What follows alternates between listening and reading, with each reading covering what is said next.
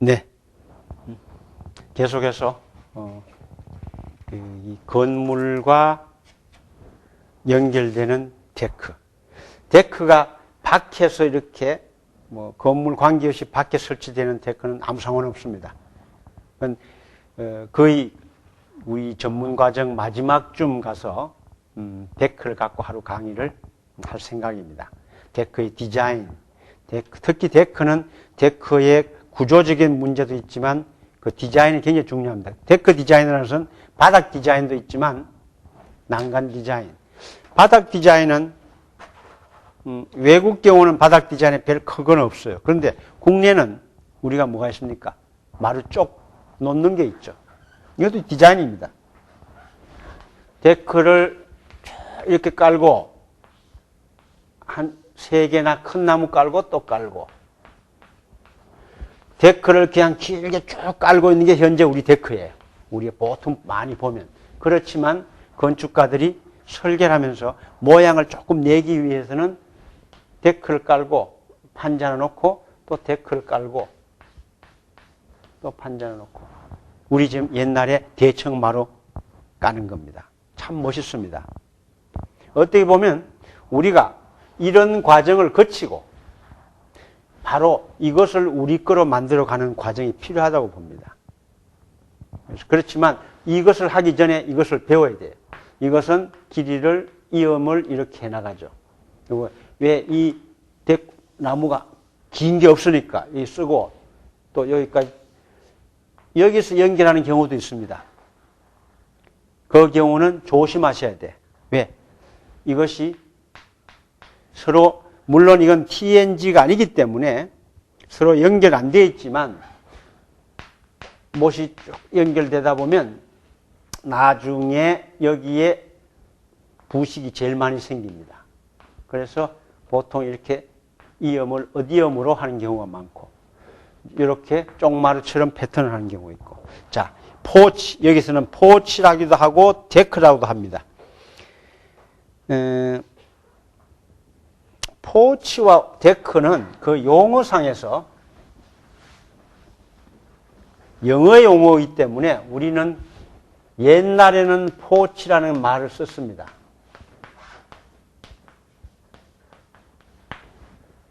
근래에 새로 전원주택이나 목조주택이 되면서 포치라는 말은 거의 없어지고 데크라는 말로서 지금 바뀌었습니다. 그래서 데크라 그러면 누구든지 99%는 다 목재로 된 거로 합니다.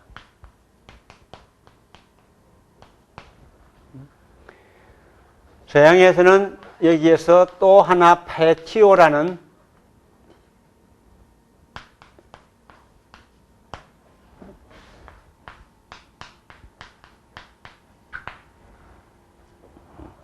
이것은 재료에 보다도 어떤 공간에서의 성격점이 좀 차이가 있습니다. 그래서 뭐 이것을 갖고 여러분들한테 설명드리는 것보다는 이것은 우리 것이 아니고 외국에서 쓰는 말이기 때문에 그냥 54페이지에 왼쪽 그림에 보면 이런 집에 채양이 나와서 채양 앞에 기둥을 세우고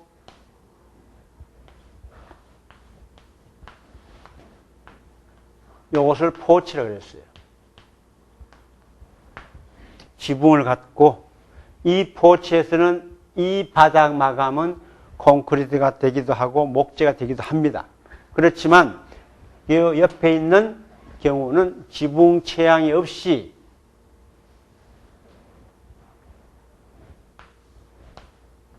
나와 있는 경우를 데크라고 그랬어요. 그래서 뭐 그것은 그렇게 중요한 용어가 아니라고 말씀드렸죠. 오른쪽 그림에서는 본 건물에서 이 건물에서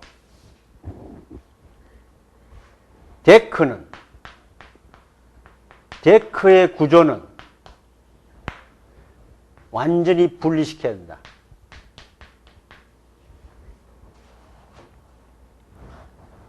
이것은 포치나 데크나 다 마찬가지로 이것을 분리시키지 않은 경우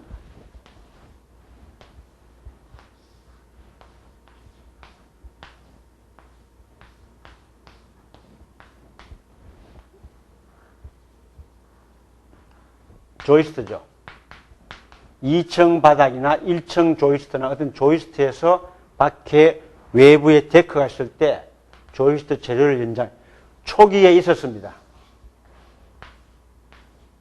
물론 여기는 기둥을 세웠어. 이게 우리 목조주택의 초기에 이 작업을 했습니다. 왜 편하거든. 그래서 여기에도 OSB를 깔고 이거는 외부 벽 마감을 하고 시딩을 붙이고 방수를 꼭 이렇게 했어. 이게 방수를 한 거예요. 그래서 난간이 이렇게 있었어.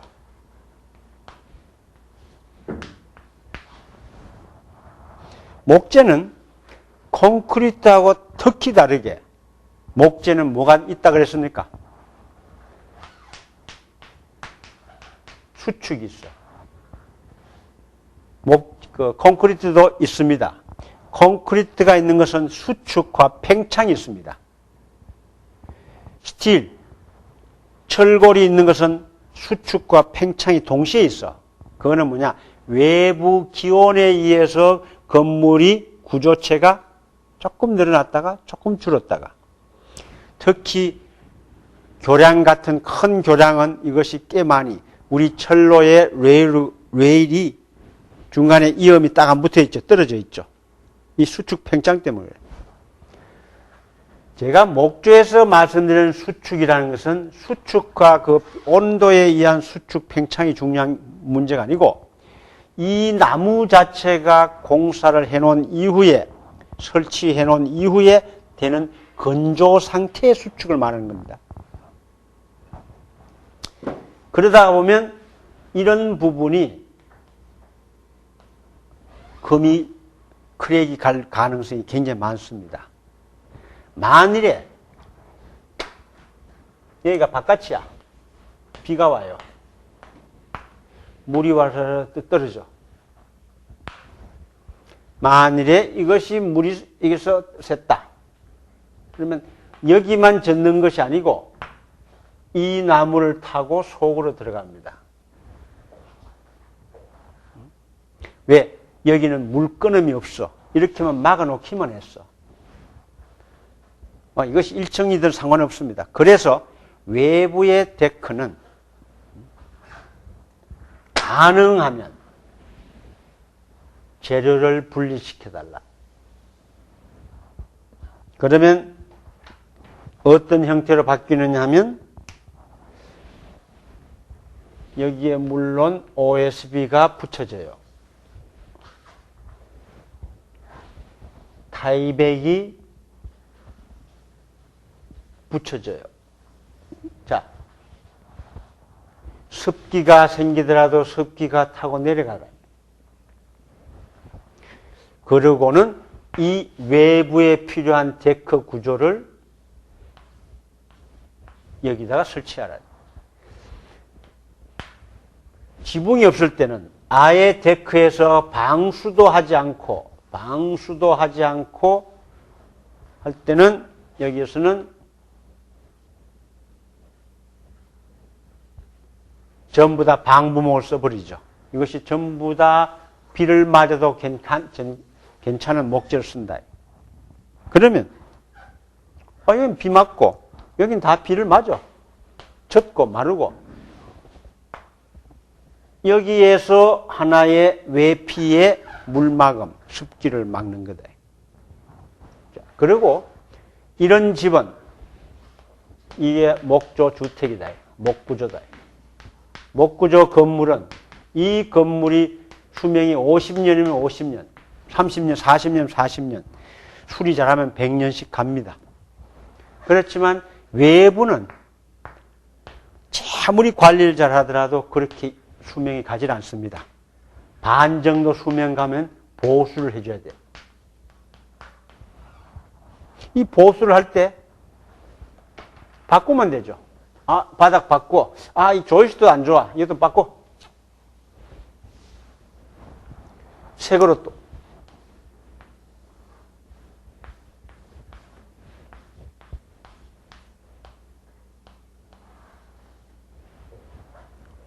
이건 새 거로 바꿨어. 건물은 그렇게 쉽게 구조를 새 거로 못 바꿉니다. 그래서 모든 건물은 외피라 그럽니다. 외피는 물에서 보호되도록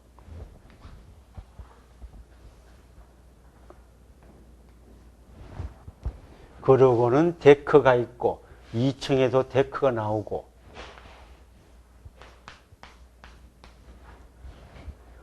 이런 쪽으로 이것은 자세히 쳐다보면 제가 외피라 그러는 부분에서는 무엇까지 포함되느냐 하면 사실은 내부 단열까지 포함되는 거예요.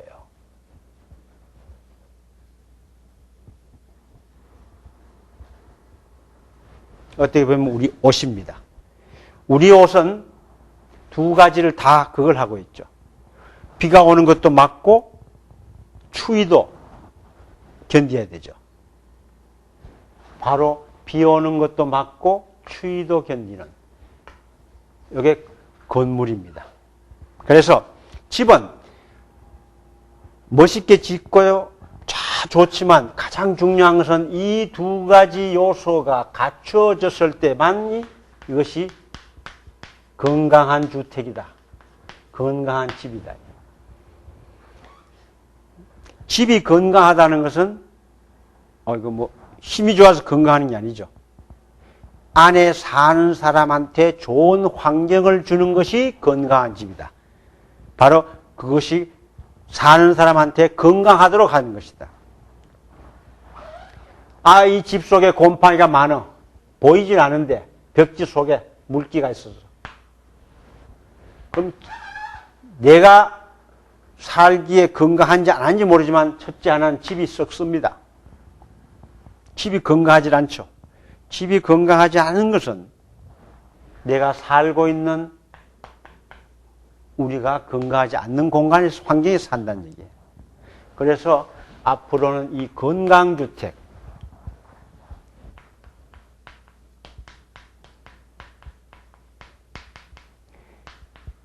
헬스티 하우징이라는 하나의 브랜드입니다. 이것이 친환경 주택이다 해서 나오긴 하지만 저는 친환경보다 더 우리한테 절실한 것은 헬티 하우징이다. 건강주택이다. 인삼 녹용을 먹고 애들한테 바이타민 C를 사주고 막 약도 먹이고 하면서 아토피가 걸릴 수 있는 환경 속에 포르말데가 많이 쓰여 있는 환경 속에 있다는 것은 그건 건강한 생활이 아니죠. 그래서 이 주택의 여러 가지가 꼭 목적뿐 아니고 어떤 형태이든 이 건물에서는 이런 것이 필요하다. 말씀을 드리고 그 다음 지금부터는 이 포치에 대한 부분을 설명을 드리는데 55페이지에 보시면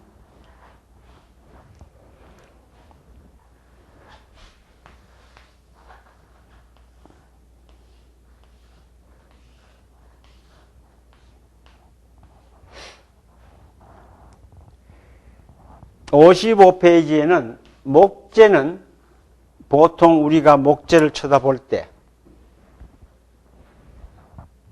이런 경우는 거의 심재에서 잘랐습니다. 가운데에서 나이트가 동그랗게 되어 있죠. 심재에서 잘랐는데 이 경우는 약간 변재에서 잘랐습니다. 나이트가 이렇게 되어 있죠. 나이트가 이렇게 되어 있을 때는 이것이 이 나무는 원체 작아서 표시가 없는데 나중에 건조를 하게 되면 그건 지난번 하셨죠. 여러분들 기초과정에서는 과제로서 이것을 여러분들한테 설명을 드렸던 거고 뭐 거의 다 아시는 거지만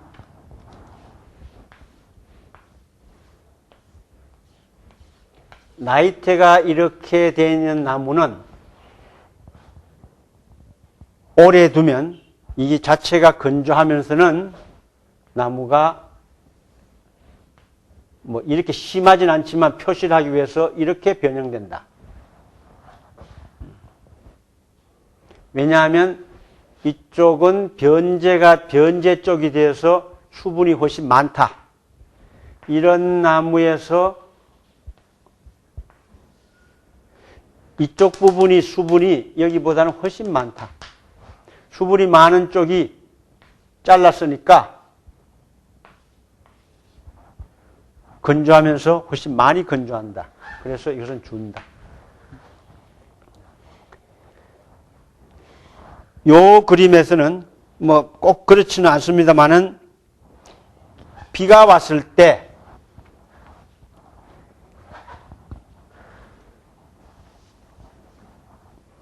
외부 목재는 데크에 놓이는 부분은 항상 외기는 비를 막고 햇빛이 나면 또 마르고 수축 팽창이 결국은 온도에 의해서 습기를 먹고 습기를 뿜고 하면서 자꾸 늘어났다가 줄었다 합니다. 비를 맞은 나무는 이렇게 되겠죠.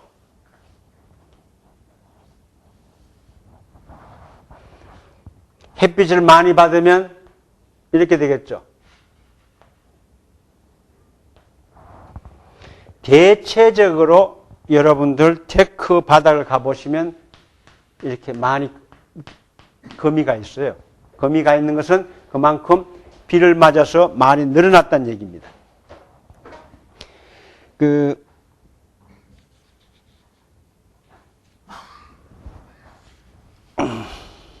그래서 이런 햇빛을 받는 것보다는 어떤 목재가 비를 맞아서 젖으면 늘어나니까 젖지 않도록 하기 위해서 하는 것이 도료입니다. 여기서는 페인팅이라고 그랬지만 페인팅이라는 얘기보다는 주로 스테인 종류, 오일 스테인 종류를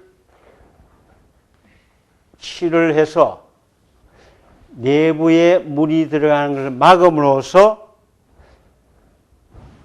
물이 들어가면 팽창이 되니까 팽창을 줄이는 겁니다. 그래서 가능하면 물을 적게 이 데크에 목재에 들어가게 하기 위해서 스테인을 칠하는 거다. 그러면 이것은 변형이 훨씬 적어진다. 변형이 적어지는 것은 그만큼 수명이 길어진다.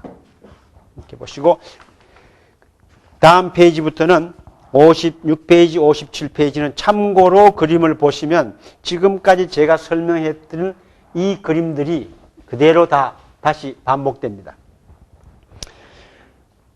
데크를 특히 56페이지 B 같은 경우는 데크를 심지어는 이렇게 사이딩까지 붙여놓고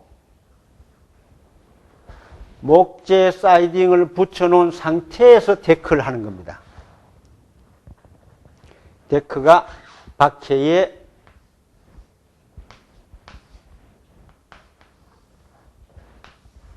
물론 이 연결 자체는 철물로 해서 연결하는 경우가 있고 이럴 경우는 완전합니다. 데크에 의해서 이 비의 흐름도 다 빠져내려가 버려요. 데크가 아니고 사이딩에 의해서. 그러면 데크는 건물로 아무 관계없이 보호됩니다. 비 같은 경우가 가장 적절한 방법인데 실제 우리 현장에서 이 비 같은 방법으로 처리하기가 참 힘듭니다. 왜? 이 철물이 있어야 돼요. 그래서 57페이지에 조금은 다르지만 57페이지에 A와 B 같은 경우로 씁니다. 뭐냐면 바로 사이딩을 붙이기 전에 어떤 분들은 사이딩 위에다가 사이딩에 목재 사이딩이라면 사이딩 위에다가 2x8을 내부 구조에다가 고정을 시켜요. 그리고는 여기서 이제 작업이 되죠.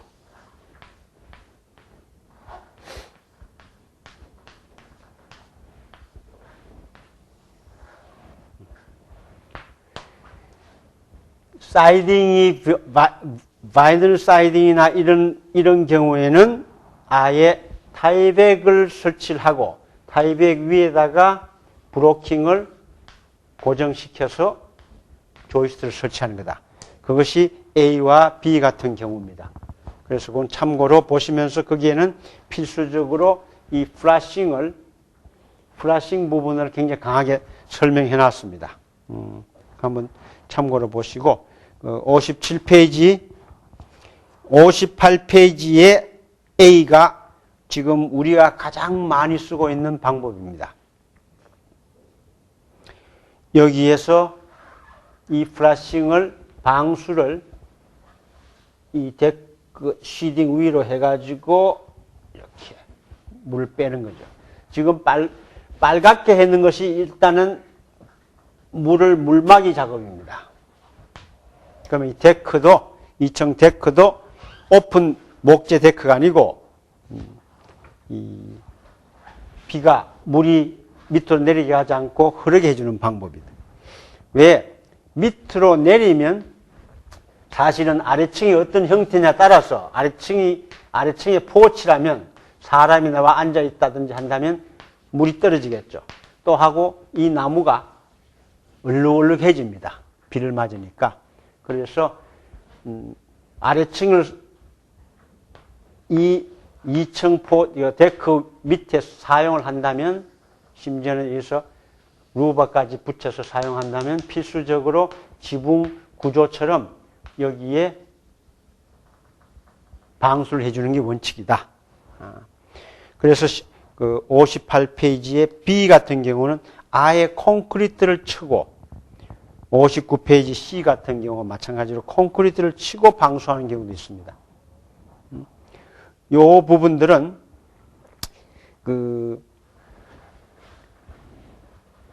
방수가 물론 나중에 요 설명을 여기는 다시 드리겠습니다. 이 부분은 방수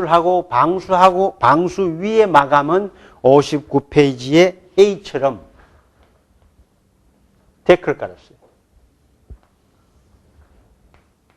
목재 데크를.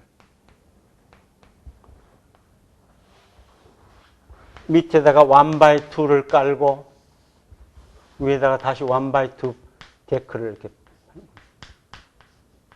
근데 가장 중요한 부분은 이 데크는 가능하면 바닥에 고정하지 마세요. 방수에도 고정하면 거기 물이 새죠. 그리고 또 하나는 한 2, 3년에 한 번씩은 이것을 걷어내고 드러내서는 여기 청소를 한번 싹 해줘야 돼. 그러기 위해서는 하나 유닛으로 만드세요. 속된 말로 우리 화장실에 가끔 보면 옛날에 나온 깔판이 있었지. 판이 돼가지고 타일 위에다 얹어놓고 저는 목재처럼 모이는 플라스틱으로 만들었던 건데 제가 한국에 처음 와서 보고는 놀랐어. 아우, 이거 참 좋은 시스템이구나. 그걸 목재로 만들어서 한 4,8 정도의 길이를 해서 깔고 또 깔아놓고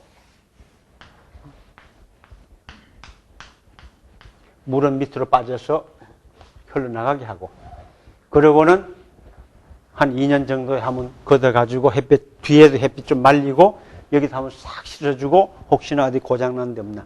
바로 이것이 관리입니다.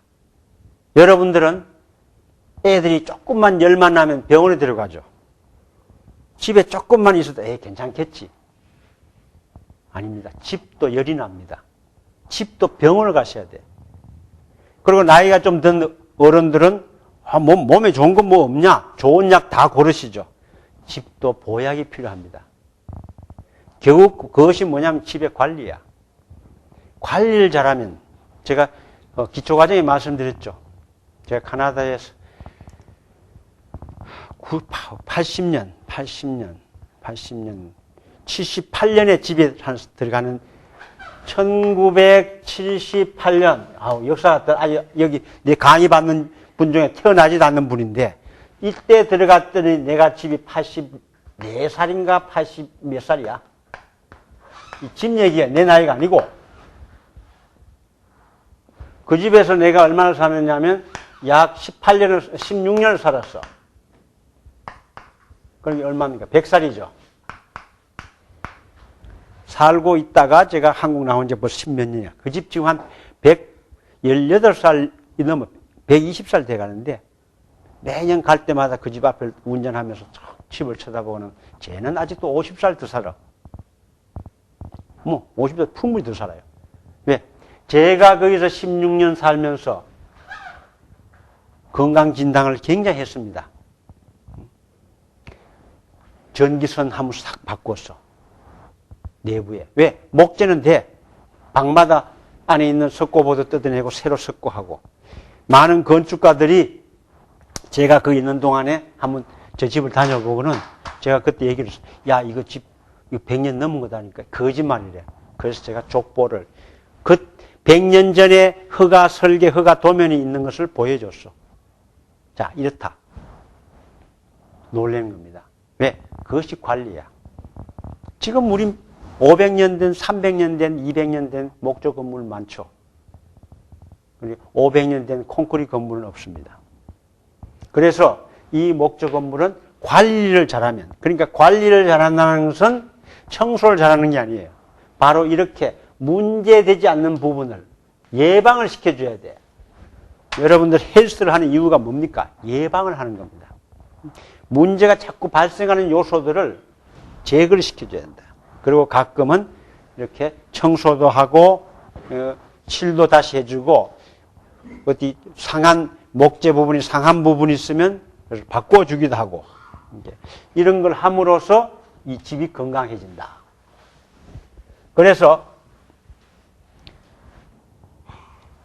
59페이지에서는 59페이지 A는 방수를 한 상태 위에서 데크를 깔아놓은 겁니다. 이제 B 같은 경우에는 참 재밌는 건데 이건 굉장히 고급집에 씁니다. 우리가 이런 목재에 이런 데크를 깔 때